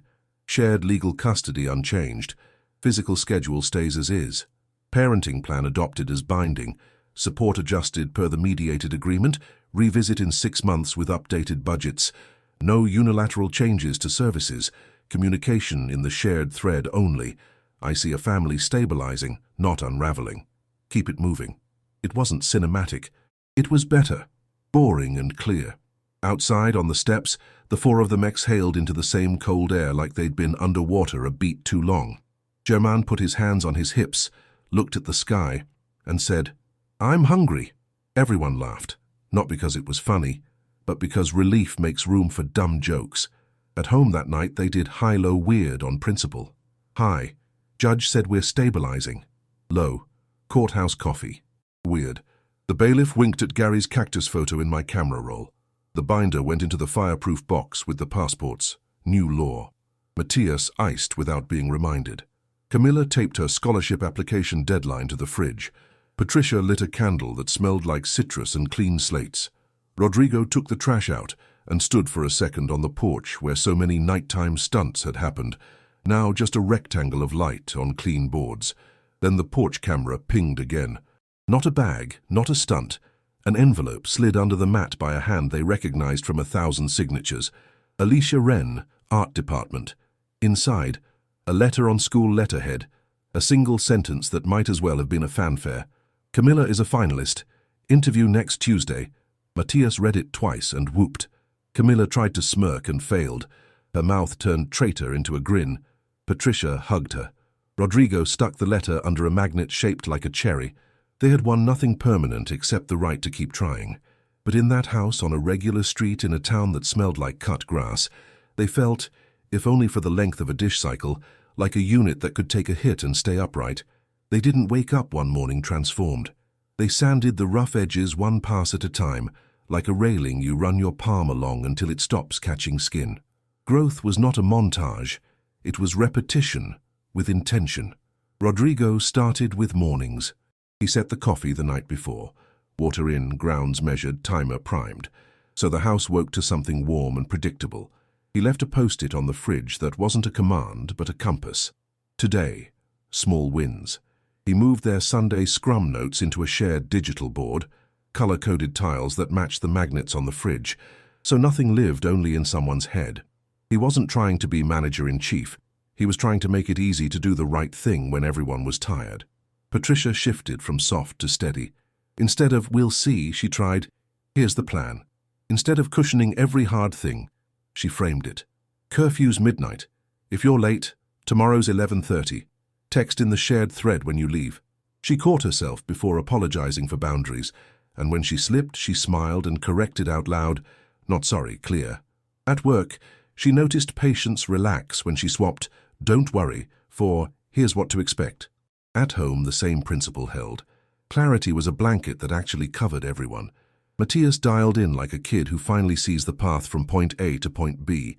PT twice a week. Ice the ankle after practice, not if it hurts. Homework before screens. 15-minute tactical breakdown with Rodrigo on Tuesdays. Lights out at 10:30. He didn't become a monk. He still blasted music in the shower and left protein powder on the counter like he was marking territory. But he kept the main thing the main thing. When Coach Alvarez texted, "Clinic invite confirmed if GPA holds," Matias screenshot it and set it as his lock screen. Motivation became less myth and more calendar. Camilla found a rhythm that felt like her own heartbeat. She turned her sketchbook into a workbench. Gessoed pages, taped edges, paper towels in a neat little stack. She set a timer for 90 minutes of deep draw, then took a 10-minute walk with no music, and came back seeing shadows like stories. She filmed time-lapses, process porn for the art kids, and posted with captions that had zero snark and a ton of voice. 4 plates, 4 weather systems, 1 table, she wrote under a piece that looked like their kitchen and didn't. Ms. Wren slipped her a list of interview questions. Patricia role-played them while chopping onions. "Tell us about a time you solved a problem in your work." Camilla answered, "I used to draw what I felt. Now I design constraints and let feeling play inside them." Patricia high-fived her with a knife-free hand. Germain gravitationally moved, not all at once, not with confessionals, with inches. He stopped doing midnight pizza drop-bys. He started texting before changes. He forwarded half the fees automatically, no sighing emoji attached. He picked the kids up for dinner and kept the same curfew they had at home. Once, he even texted the shared thread mid-meal, saying goodnight here so there's no confusion, dropping off at 9:45. Patricia hearted it. Rodrigo thumbs-upped. Camilla replied with a cherry, which meant, "We see you." Incentives exist in families, they're just not money. Lydia, apprenticed to humility, practiced catching herself. When she started to say, "in my day," she switched to, "tell me how you're doing it now." When a cousin sent a meme about stepfamilies, she typed LOL and then, for the first time, didn't hit send. She still made cinnamon things because starch is love, and she started asking Rodrigo about wood grain like it was a language she might learn late in life and still enjoy. There were setbacks disguised as Tuesdays. A math test came back uglier than Camilla's practice problems. She stared at the 68 like it had stolen something from her. Rodrigo sat with her, not as a teacher but as a guy who had lost bids and had to call customers and explain. "Okay," he said. "We post a plan, 3 nights, 20 minutes each, then a re-quiz with Ms. Wren proctoring. If the first pancake is bad, we don't throw away the skillet." Camilla rolled her eyes on principle, then wrote the plan in her notebook because writing made it real. The re-quiz, 84. Not art, but progress. Matias hit a wall called group chat. A teammate posted a clip of a party with a dumb caption. Another kid dropped a slur. The thread spiraled into jokes that weren't jokes. The old Matias would have lurked and let it slide. The newer one typed, deleted, typed, and then sent, "Coach sees these, clean it up." The chat blew up. Accusations of being a narc, 3 snake emojis, but the clip came down. Later, in the locker room, Alvarez said to nobody in particular, "Leadership is unpopular first." Matias pretended he didn't hear. He absolutely heard. Rodrigo tackled the most boring dragon, money bleed.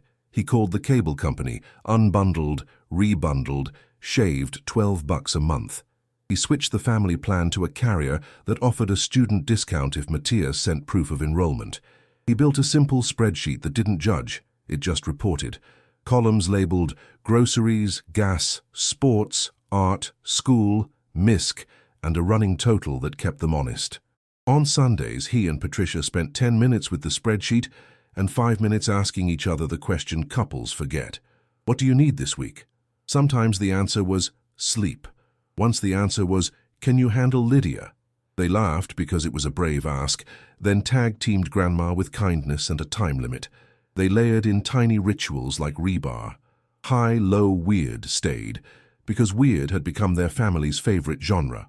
Rodrigo added 1 lift, 1 listen to his time with Matias, 1 gym set where he spotted quietly, 1 minute where he just listened without fixing. Patricia started artist dates with Camilla, $20 and 2 hours to wander the thrift store or sit in a cafe and people watch on purpose. Camilla's feed got weirdly wholesome. "Found stories in a rack of old mugs," she wrote, and a stranger commented, "I think your house is teaching you good things." Camilla didn't reply, but she screenshotted that one and tucked it under her phone case like a talisman. Easter eggs multiplied because families like inside jokes even when they don't admit it. The cherry motif made it onto a sticky note on the router. Legendary humility. Wi-Fi returns when dishes do. The cactus named Gary appeared in the background of 3 photos and got its own fan club in Camilla's comments. Dan, unsolicited, dropped off a little pie bird, the ceramic vent you stick in the crust, and a note, for when humility steams. Ms. Avery pretended she didn't notice the pie bird perched on her office shelf during check-ins, and then, one day, repositioned it so it faced the Clear is Kind poster. Easter eggs are love notes to the future. They didn't just grow inward, they widened outward where it counted. Rodrigo invited 2 of Matias's teammates over for tacos and made them help chop vegetables without making it a lesson. He asked one kid about his FAFSA and texted the link after dinner. Patricia caught Camila and a friend trying to stage a cottagecore photo shoot in the backyard with sheets and flowers. Instead of saying, "You'll catch cold," she boiled water for tea and asked to be the light stand. Camila pretended to hate the help and ended up with the best backlit shot she'd ever taken. The parenting plan held under real pressure.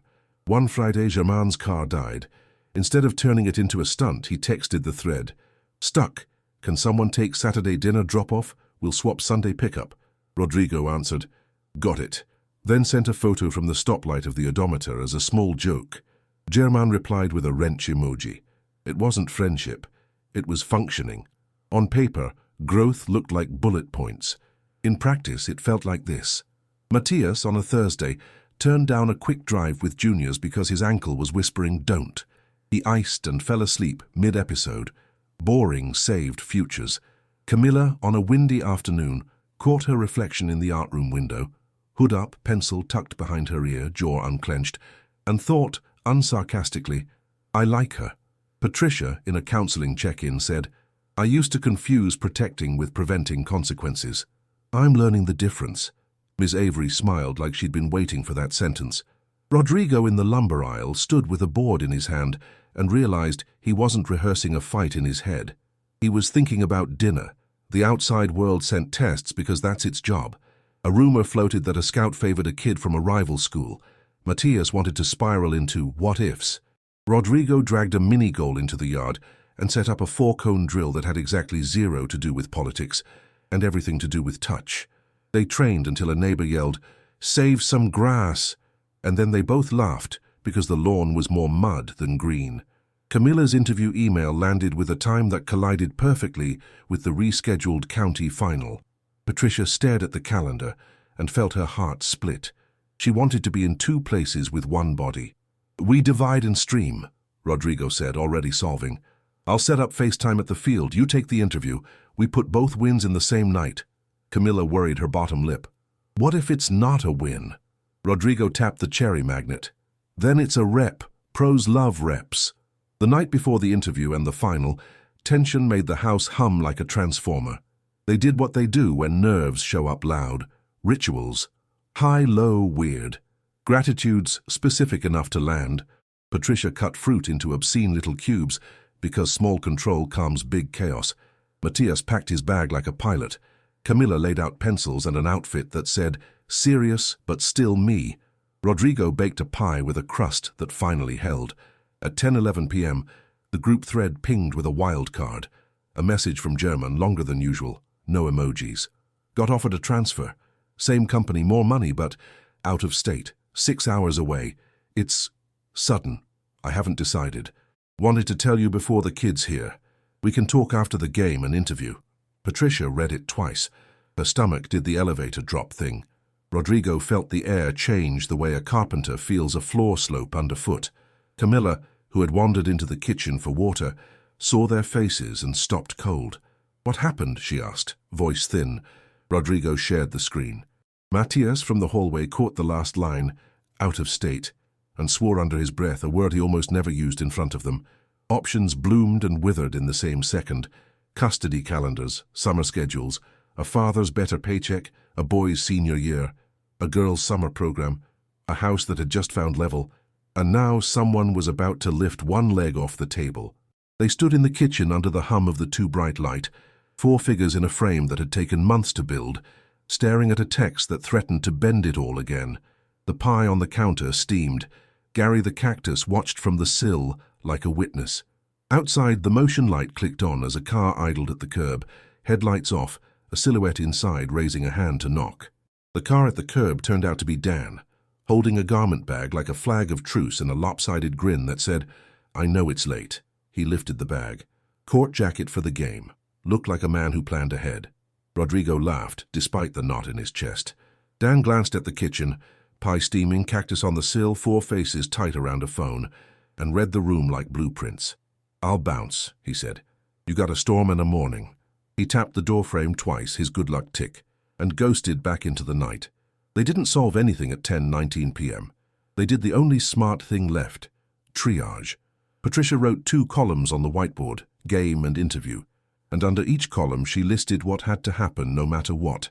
Wake-up times, rides, gear, documents, snacks, backup chargers, Wi-Fi hotspot from the neighbor if theirs glitched. Rodrigo texted Mr. Ellis about the hotspot.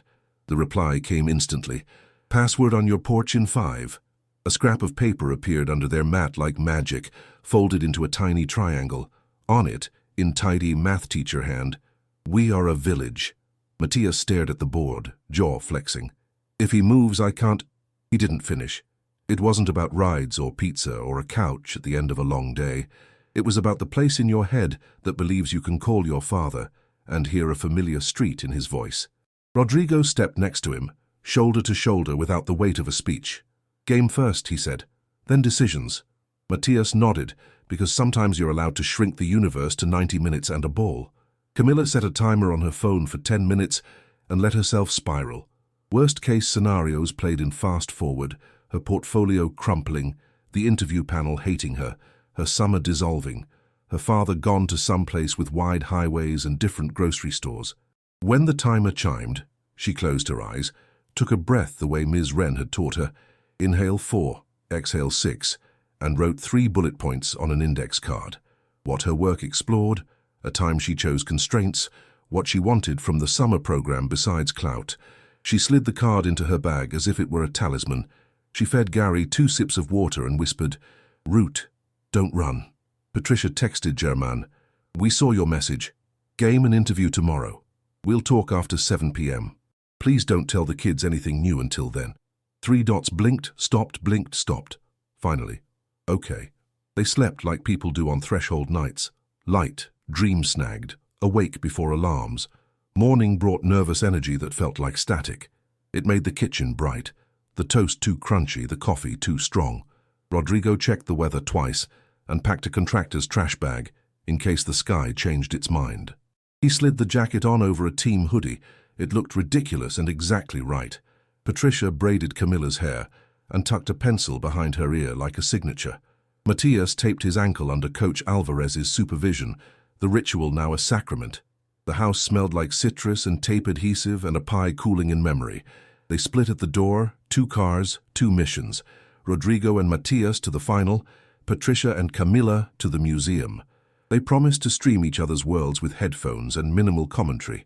As Patricia backed out, she lowered her window and said across the driveway, "We're good." Rodrigo pointed to his chest, then to the field beyond the trees. "We're good." Game day had the atmosphere of a small town pretending not to be a big deal. The stands filled with parents in team colors and teenagers in thrifted jackets, the band major squinting into the wind like he could conduct it. Alvarez's clipboard had fresh tape lines. He tapped the boys' chests as they lined up. Head, heart, feet. In that order. Matthias bumped Rodrigo's knuckles without looking, the kind of intimacy that doesn't need eye contact. Across town, the museum's marble steps felt like an entrance exam before the interview even started. Inside, the interview room was small and too bright, with 3 panelists who looked like they'd seen more art than most people see faces. Patricia sat in a lobby chair with a view of a Calder mobile and the entrance. She pulled out her own little binder and reviewed nothing in particular because it soothed her, the way some people knit. Camilla's name was called. She stood, palms briefly pressed on her thighs to ground herself, and walked in carrying a portfolio she'd sewed a handle onto from an old seatbelt, a practical girl's quiet flair. The county final kicked like a second act that refused any softness. The opponent had pace and a forward who moved like Mercury. Alvarez's boys held their shape. At 12 minutes, Matias threaded a pass that split two defenders and felt like a solved equation. The shot went wide by a whisper. He didn't curse. He reset. Pro, not hero. Somewhere between play switches, Rodrigo's phone buzzed in his pocket. A text from Patricia. She's in. Starting. He didn't look. He couldn't. He felt the phone like a heartbeat he didn't control and kept his eyes on the field. Camilla sat in a squeaky chair and unfolded the first piece, the kitchen table with 4 plates, each a different storm. The panelists didn't smile. Their pens hovered. "Tell us about a time you solved a problem," a woman with sharp glasses asked. Camilla told the truth. "I used to wait for feeling. It was unreliable. So I build constraints, time, palette, form, and ask feeling to show up inside them. It always does." One of the panelists tilted his head, as if adjusting the frame. "And at home?" he asked off script. "What changed?" Camilla didn't flinch. "Rules," she said, "not punishments, procedures. They let the quiet parts in. On the field, the quiet parts left." A tackle went hard. The ref hesitated, then pulled yellow. Coach Alvarez's jaw flexed, but he didn't waste fury on theater. He shouted a shift. Matias dropped deeper, became a hinge instead of a knife. The scouts scribbled. Rodrigo exhaled a laugh that tasted like copper. He glanced down and thumbed a quick response to Patricia's earlier text. "Got this, you've got hers," and put his phone away again. He noticed Dan, 2 rows back, wearing a beanie that said "Some Dads Lift" and holding a thermos like salvation. Solidarity sprouted in the cold like a weed with good intentions. Camilla opened her last piece. A hallway-turned story, a pair of sneakers angled inward. "What's this one about?" the sharp glasses woman asked. Camilla thought of the porch at night, of envelopes, of adults trying not to leave. "It's about choosing where to stand," she said, "and about the way light looks different when you plan to stay." The panel didn't nod. They just wrote, which, she'd learned, was better than nodding. The second half started with wind like a bad sermon. The other team scored on a corner, near post flicked, back post tap-in. Practice turned to punishment. Silence settled on the bleachers like dust. Alvarez didn't scream. He pointed at the midfield and made a tiny, invisible square in the air. Compress. Matias pressed. He won a 50-50 that wasn't his on paper and turned it into a foul that was his on instinct. The free kick was 35 yards out, too far to shoot without ego. He didn't shoot. He served a ball with just enough bend to tempt the keeper out and just enough drop to punish him for believing. Chaos in the box, a shin, a knee, a chest. Goal. Tied. 90 seconds later, another counter, another pass that looked simple and wasn't. 2-1. The stands came alive like a room finding its lights. At the museum, the panel thanked Camilla without ceremony. "We'll be in touch this week," the sharp glasses woman said. Camilla nodded like a pro and once outside ran down the steps 2 at a time into Patricia's arms. "I didn't babble," she said, shock in her voice. "I said what I meant." Patricia laughed into her hair. "Of course you did." They sat on the steps and watched a tiny square of the game stream on Patricia's phone, the connection glitching, the commentary their own breath. When the tied score flipped to a lead, Camilla whooped, and then her phone buzzed with a message from an unknown number. "Hi Camilla, this is Ms. Wren. I heard from the panel chair, off the record. They loved your constraint answer." Back at the field, the final whistle cut like clean wood. 2-1. Boys dogpiled. Alvarez allowed himself a smile. Rodrigo didn't cheer the loudest.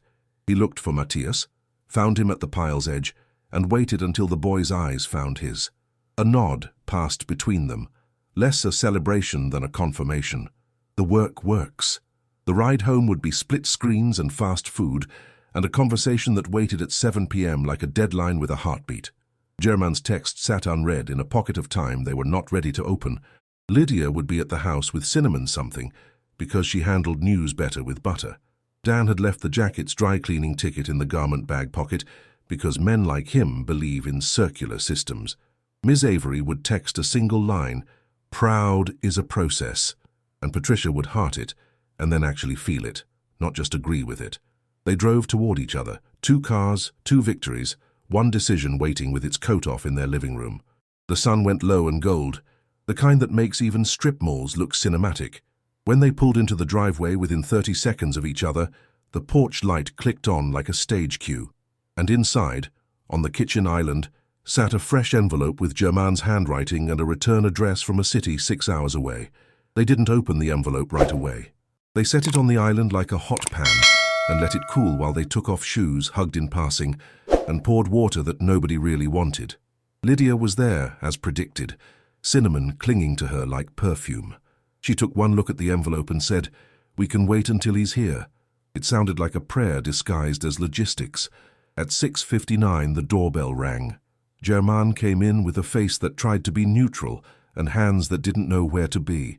He clocked the jacket on Rodrigo, the museum stamp still inked faintly on Camilla's wrist, Matthias's taped ankle, the pie bird on the counter like a weird little sentry, and exhaled like the room had opinions he couldn't outrun. Patricia picked up the envelope and held it out. "We didn't open it," she said. "Your news. Your words."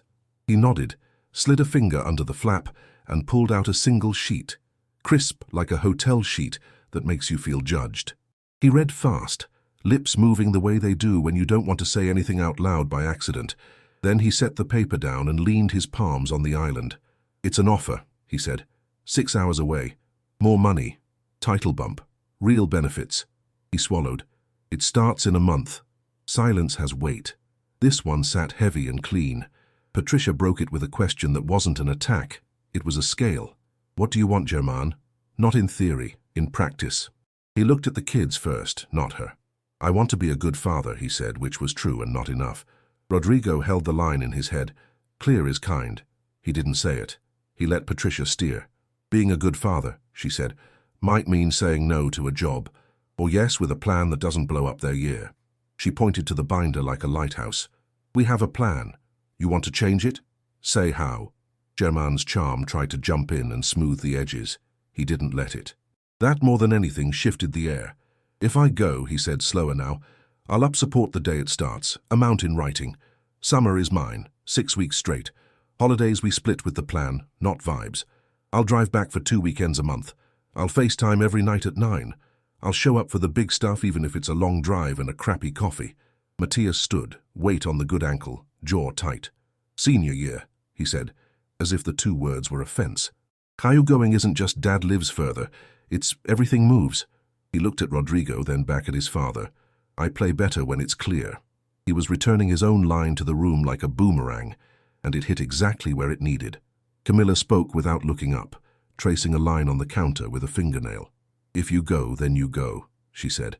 "But don't call our house toxic again. Call it strict. And call me at 9. She finally raised her eyes, a dare and a plea sharing a seat. "If you miss the call, call the next day. Don't make Mom be the glue for your time." Germain's mouth twitched, then steadied. "I was wrong to file," he said. "I pulled the alarm because I didn't want to be the one who changed. That's not a reason to pull a fire alarm." He slid the court envelope aside like it offended him. "I'll tell the judge I overreacted. I'll tell Ms. Avery I understand coherence now. He stopped himself. "Promises are cheap. Plans cost. I'll put the plan in writing." Patricia's shoulders dropped an inch. "There's another option," she said, voice even. "Say no. Stay." It wasn't manipulation. It was a door standing open because it was fair to name it. "You don't owe the money more than you owe your kids' time." Germain stared at the pie bird as if it might offer counsel. He looked ridiculous and human and exactly like a father at a crossroads. "I didn't get out of my own way fast enough when we separated," he said. "I said yes to every easy thing because it made me feel chosen." He let out a breath that felt like a confession. "I don't know if I can say no to this job for the right reasons, or just because I'm scared to fail somewhere new." Rodrigo found his voice quiet enough to make everyone lean in. "Both can be true," he said, "but one of those truths isn't the kid's burden to carry." Germain nodded like a man taking a hit he deserved.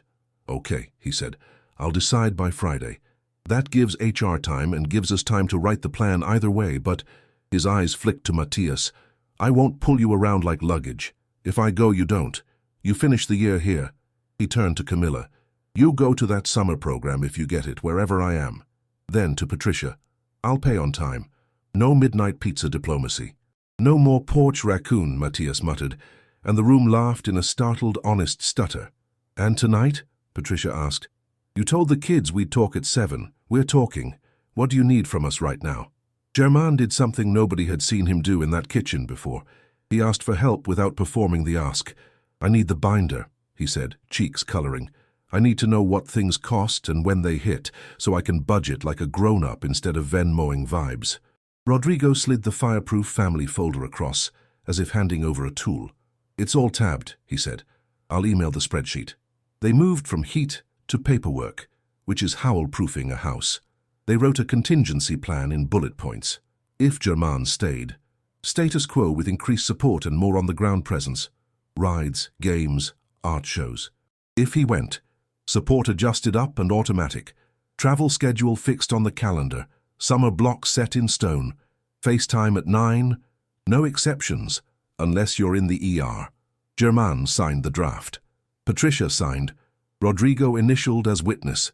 Camila wrote the word coherence in the margin like a brand. Matthias added a cherry. Then came the second pivot, the one that would lodge in Rodrigo's chest like a warm coin. Germain reached into his jacket and pulled out a slim, scratched key on a red tag, the spare to his apartment. He slid it toward Rodrigo. In case something happens, you need to get in, he said. Rodrigo didn't grab it like a prize. He placed his hand over it once and then pushed it back. Give it to Patricia, he said. She's the hub. It wasn't false modesty. It was coherence made flesh. Germain blinked, then handed the key to Patricia. She put it on the hook by the pantry with a motion that said, We are done being teenage about logistics. They ate pie plates scraped clean because nerves make you hungry. Lydia cried openly and called it allergies. Miss Avery texted, like she could see through walls. When people choose procedure over performance, families get bigger on the inside. Dan sent 3 flex emojis and then, proud of you nerds. At 8:58, Germain pulled out his phone. 9, he said. FaceTime practice. He dialed his own kids from 6 feet away, and they answered from the couch, grinning. Camilla holding Gary up to the camera like the cactus was a notary public. It was ridiculous and perfect. They hung up, and the room applauded like a small theater after a good community play. Matthias stood and stretched, hand on the doorframe. Can we talk about the game now? He asked, grin creeping. Rodrigo pointed to the whiteboard. High, low, weird. They went around. High. 2-1. Interview didn't eat me. Cinnamon cures caught. Low. Envelopes. Decisions. Weird. Pie bird stared me down. Mr. Ellis's hotspot triangle. FaceTiming 6 feet apart. When the laughter thinned, the night left them with one more honesty to say out loud. Patricia rested her palms on the island. Rodrigo, she said, I should have backed you sooner, instead of hoping kindness would stand in for structure. I'm sorry. She didn't rush. Thank you for holding lines even when I wanted to blur them. He swallowed around the thing in his throat. Thank you for joining me on them, he said. It's the only way lines become lanes. The house breathed. It felt like the bubble in a level settling dead center. For the first time in months, everyone's shoulders were where shoulders belong. At the door, Germain paused, keys in hand. Friday, he said. I'll tell you Friday. He hesitated, then looked Rodrigo in the eye. Whatever I decide, I want you to keep doing the coach stuff. He smirked, self-aware. And the pie. Legendary humility, Rodrigo said, tired and light at the same time. Germain stepped into the cool night. The porch light hummed. Cars whispered by like thoughts you don't need to chase. Inside, Patricia turned off the kitchen light, and the house held in that between-time glow where everything feels possible because everyone finally told the truth. In the brief quiet after the door clicked and before dishes clanked, Rodrigo felt his phone buzz. A new email. Subject line, Camilla Portfolio, Decision. Another, Clinic Invite, Matthias. A third, smaller ping, Ms. Avery again, one word, period and all. Steady. The family looked at the screen, 4 faces in a square of light, and knew that what came next would not be decided by envelopes alone, but by the habits they kept when no one was watching. On Friday, Germain arrived on time, hair combed like a promise and eyes tired like a truth. He talked to HR, to his sister, to a version of himself that didn't flinch at hard asks. He slid a new letter on the island. Same company, same offer, different timeline. Remote through June, he said. Commuter flights twice a month. Relocation optional after graduation, based on the kids' needs. Support increase starts now. It's automatic. Patricia read fast, then slower, then looked up with a relief that didn't need words. Rodrigo skimmed the numbers, saw the structure hold, and nodded. Matias let out a breath he hadn't realized he'd been rationing. Camilla said simply, "That's grown." Life didn't balloon into fireworks, it clarified. The parenting plan moved from binder to muscle memory. FaceTime at 9 became a ritual so ordinary it was sacred. German in airport lounges, in rental cars, in hotel rooms with terrible art, always there, even choppy, even tired. Support hit on the dot. No one had to text a reminder that felt like a shakedown. The porch saw fewer stunts and more normal things. A new doormat Patricia picked because it felt like a welcome. Dan dropping off a pie tin like a running gag that grew legs. Mr. Ellis's tidy handwriting on notes that read, "Package under bench." Matias kept choosing pro, not hero. He iced before it hurt, studied before it panicked, led before it was popular. He spoke up in the group chat when the jokes went sideways and survived the eye rolls. At the clinic, a coach shook his hand and said, "You play like a guy who knows what a plan is." Senior year lined up like cones on a practice field. One drill at a time, one door after another opening because he knocked like he meant it. On a quiet night, he placed the captain's band from the semi-final in a drawer beside a folded note that read, in his own blocky hand, "Clarity wins." Camilla got the email with the subject line that turns your stomach inside out and then sets it right. Offer of admission. She pretended to play it cool, then shriek-laughed into a pillow while Patricia laughed with her. Ms. Wren cried at her desk in the most dignified way a teacher knows. For the interview panel's constraints question, Camilla made a small print, signed the back, and mailed it to the museum with a thank you that sounded like a young artist who understood her own gravity. On the fridge, the cherry magnet held 3 things: her acceptance, Matias's clinic schedule, and a grocery list nobody dreaded. Patricia and Rodrigo built a home that stopped auditioning and started performing. Boring, consistent, generous. They argued better, fewer whispers, more whiteboard. They touched more in passing, not because a counselor told them to, but because the house felt like a place where hands reached and landed. On Sundays, they still did high-low weird, because weird was the family's native tongue. Gratitude stayed specific. Thanks for the budget spreadsheet that doesn't make me feel poor. Just planned. Thanks for not doom-scrolling court forums the night before.